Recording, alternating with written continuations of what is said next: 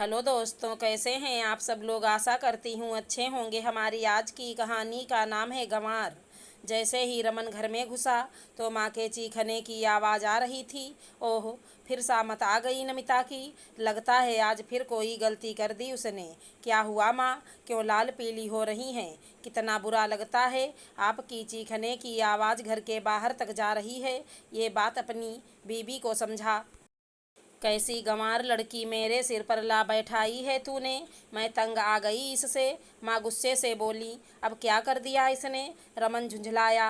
देख जरा कैसा खाना बनाया है। दाल कच्ची है और रोटी जली हुई। रमन ने देखा सारी थाली में खाना थूक रखा था उसकी माँ ने। नमिता डबडबाई आंखों से उसे देखने लगी और चुपचाप थाली उठाकर अंदर जाने लगी। कुछ और बना देती हूँ अभी, कहती हुई वो चली गई। माँ होश में आओ, नमिता बहुत सीधी है और मुझे बहुत प्यार करती है, इसलिए चुपचाप आपकी ज्यादतियाँ सह रही है। कोई दूसरी होती तो अभी तक भाग गई होती। भाग कर जाएगी कहाँ? अपने भुक्खड़ माँ बाप के पास। उन्हें अपने खाने के लाले पड़ रहे हैं, इसे क्या खिलाएंगे? गंवार है सारा परिवार। बड़ी तारीफ करता था तू, पढ़ी लिखी है लड़की, एकदम कूड़ा है कूड़ा। तो आपको गुस्सा उसके गरीब परिवार से है या उसकी कम काबिलियत से? रमन ने तैस में आकर पूछा। तब तक नमिता दोबारा आलू के पराठे दही परोस के ले आई थी। लीजिए माँ जी। उसने थाली उनकी तरफ बढ़ाई।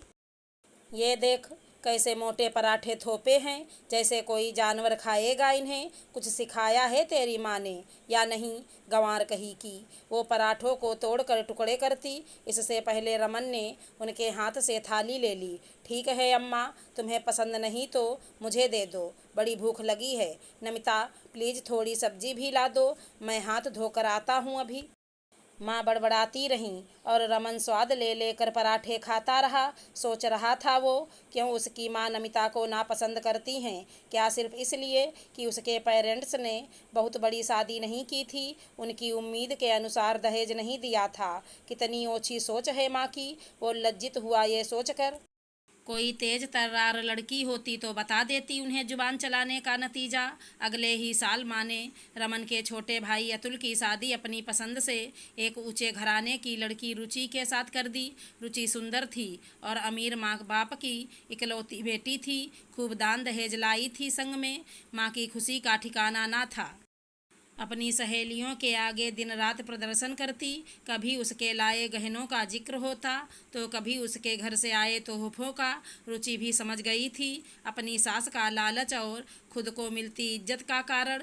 धीरे धीरे उसे भी अपनी गुड़ी भाभी नमिता को सताने और चिढ़ाने में मज़ा आने लगा।